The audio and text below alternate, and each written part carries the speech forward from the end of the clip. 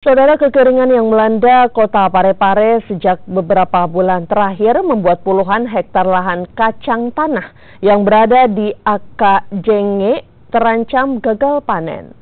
Ratusan hektar lahan tanaman kacang tanah milik warga di Akajenge ini mengalami kekeringan dan terancam gagal panen.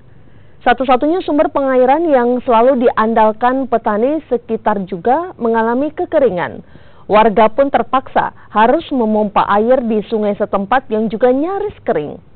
Jika musim kemarau tiba, petani sangat membutuhkan mesin pompa air dan bahan bakar minyak untuk memenuhi kebutuhan air puluhan hektar lahan kacang tanah.